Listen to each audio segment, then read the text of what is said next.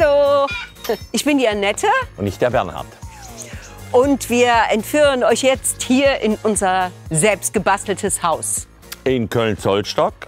Manche nennen sie Indianersiedlung. Kommt mit!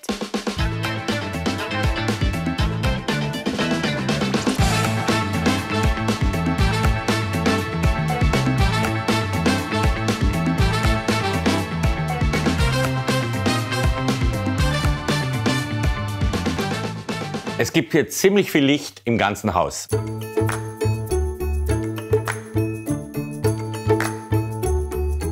Und das liegt daran, dass ich viele Fenster geschenkt gekriegt habe. Und wo soll man so viele Fenster verbauen? Einfach ins Dach. Was passiert? Man holt die Natur ins Haus rein.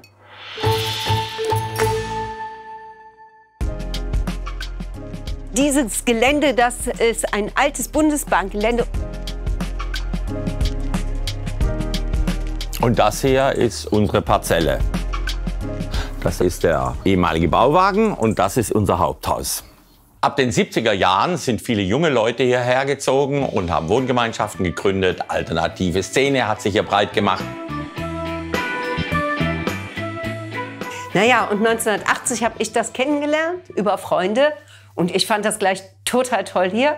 Also nix wie hin. Also am Anfang habe ich in einem Bauwagen gewohnt mit meinen beiden Töchtern. Ich war alleinerziehend. Und irgendwann haben meine Kinder gesagt, wir wollen ein richtiges Haus, Mama, wir wollen ein richtiges Haus. Und habe ich gesagt, na gut, dann basteln wir ein Haus. Wir haben angefangen, einfach zu bauen hier. Und zwar haben wir die Wände gezogen, die Fenster reingemacht, wir haben viel geschenkt gekriegt, manche Sachen haben wir gekauft. Es gab jemand, der die ganzen Leitungen gelegt hat. Jede einzelne Wand, alles was hier so Grundgebäude ist, das haben wir hier erstmal hingestellt in 6 Wochen. Und ich konnte vorher eigentlich so gut wie nichts, habe aber bei allem mitgemacht. Das hat Spaß gemacht. Vor 25 Jahren habe ich die Annette kennengelernt. Wir haben uns direkt ineinander verliebt. Und ich bin dann auch sehr schnell zu ihr hergezogen. Und ich habe auch drüben aus dem Bauwagen mein Pavillon bauen können. Und so hat sich das in der Zeit entwickelt. Später haben wir uns eine richtige Küche geleistet mit wunderschönen Fliesen aus einer Edelboutique aus Wuppertal. Danach haben wir dann die Bänke von meiner Großmutter und meinem Großvater, die ganz schrecklich angemalt waren, abgebeizt und haben eine wunderbare Sitzecke hingekriegt. Den Tisch mussten wir schräg sägen, weil die Wand schräg war. Ich mag keine rechten Winkel.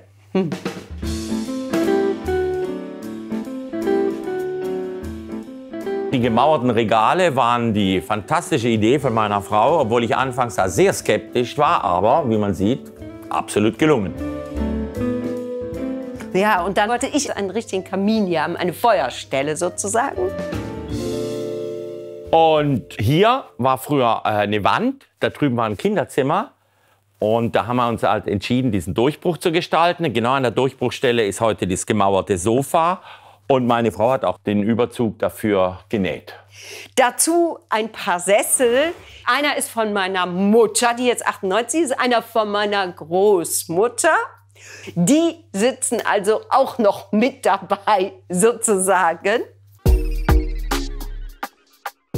Für die ganze Parzelle von knapp 300 Quadratmeter zahlen wir monatlich eine Pacht von knapp 300 €. Das ist jetzt nicht so viel. Das Gute daran ist, man kann alles, was man an Zeit und Geld hat, reinstecken in Hobbys und Herzensangelegenheiten. Und davon haben wir natürlich einige. So, jetzt zeigen wir euch mal noch den Rest des Hauses. Mitkommen.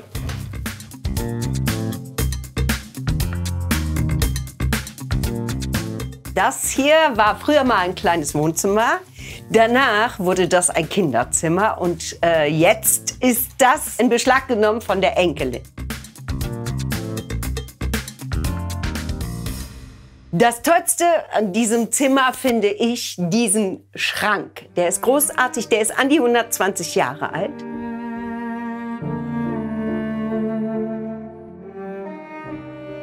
kommt aus Dobrzyca. Von meinen Urgroßeltern ist über Hamburg bis nach Köln gekommen.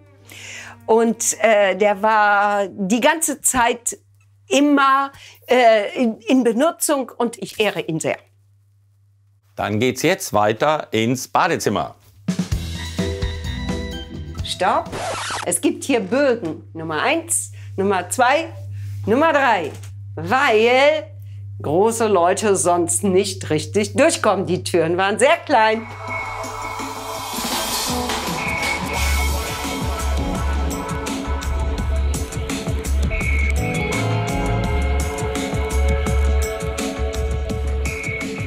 Die Badewanne ist natürlich eine Art Prunkstück, aber wie in jedem Bau läuft natürlich manchmal was schief. Ich habe nämlich die Fliesen von oben nach unten gefliest, da war aber nicht der Fließtiefpunkt, das heißt, es floss nicht ab. Alles nochmal runter und neu gefliest von unten hier nach oben.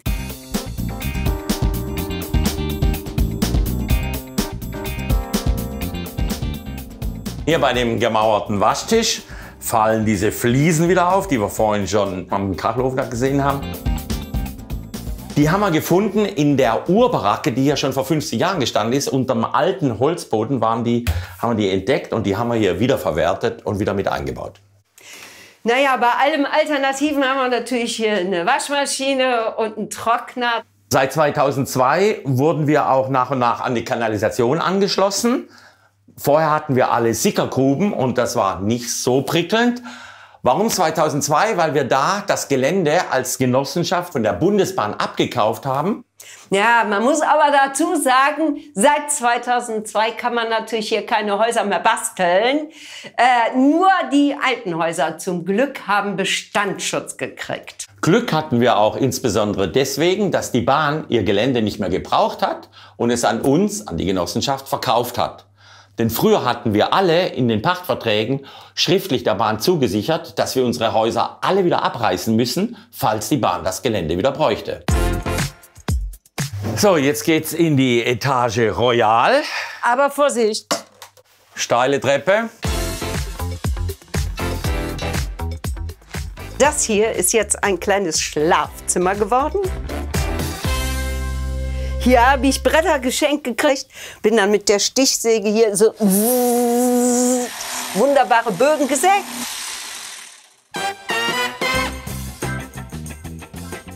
Im Sommer sind wir sehr viel draußen, essen, laden Freunde ein, haben einfach eine gute Zeit und genießen das Leben hier im Freien. Wir sind natürlich auch viel unterwegs, also wir sind zwar im Rentenalter, aber arbeiten noch weiter und sind einfach sehr aktiv. Ja, ich habe auch noch einige Musikprojekte und spiele in meiner Altherrenband. Ich spiele auch mit meiner Frau ab und zu immer noch ein bisschen Musik und Theater und da haben wir alle viel Spaß bei. Und jetzt gehen wir in Bernhardsreich.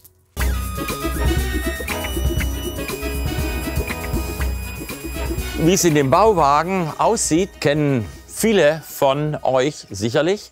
Zumindest für die, die regelmäßig den Münsteraner Tatort gucken. Hier ist der Kommissar Thiel mit seinem kiffenden, taxifahrenden Vater.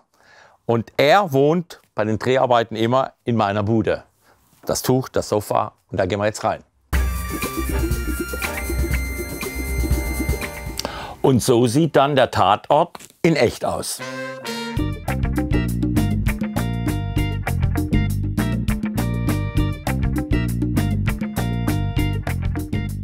Meine 40 Quadratmeter, auf die ich den ehemaligen Bauwagen von 12 Quadratmeter aufgebläht habe. Sicherlich sieht man da auf den ersten Blick überhaupt nicht mehr, dass da ein Bauwagen war. Das sieht man erst dann, wenn man hier das Originalniveau betritt. Hier war ursprünglich die Türe des Bauwagens und da, wo ich jetzt stehe, war schon Garten. Mit meinem Schweizer Hobbyzimmermann haben wir dann hier dieses Gebälk zusammen gebastelt. 14, 15 Ecken hat dieser Grundriss, 3 Schrägen im Dach drin. Und vom Bauwagen sieht man also nur noch hier der Original-Bauwagenboden, der ist noch erhalten. und ganz wenige Stücke vom Originalbauwagen von der Wand, sind nur noch ein paar Reststücke da. Ich musste den ursprünglichen Bauwagen erweitern, weil ich ja einige Sachen mitgebracht habe, als ich zur Annette gezogen bin.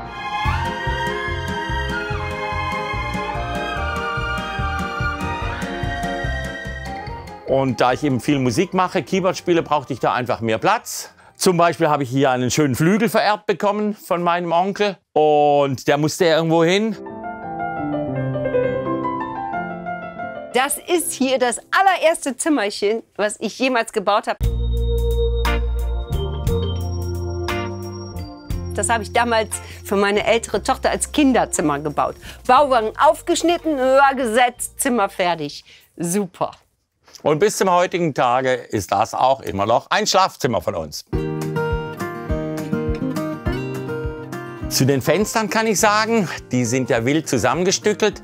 Die habe ich alle so geschenkt bekommen und habe nur ganz wenige Flächen dann noch maßsteinern lassen müssen. Aber das war wie so ein Puzzle, an dem wir viel Spaß hatten, die so in dieses Gebälk reinzusetzen.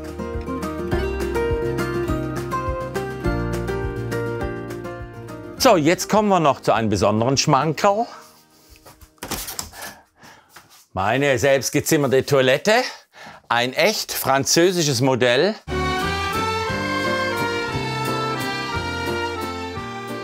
Aus Toulouse, aus dem Urlaub mitgebracht. Mit darüber liegender Dusche, so wie es gehört, Waschbecken. Alles auf knapp 3 Quadratmetern. Und früher war der Hasenstall genau das. Und gefliest habe ich's dann. Natürlich, hat sie gefliest. Ich krieg sowas nicht hin. Das ist so schön. Und hier haben wir eine Lieblingsbeschäftigung zusammen.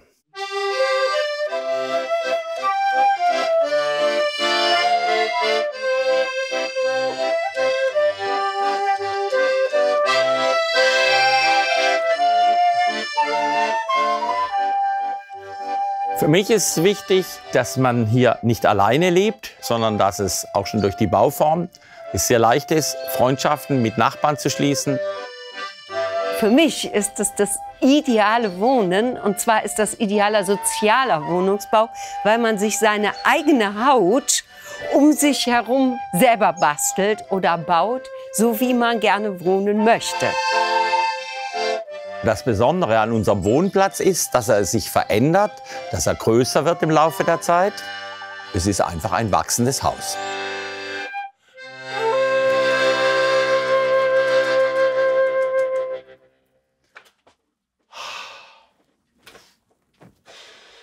So, das war die Roomtour durch unser selbst gebasteltes Haus. Wenn ihr noch mehr sehen wollt, klickt hier oder da. Oder abonniert direkt den Kanal. Tschüss. Tschüss.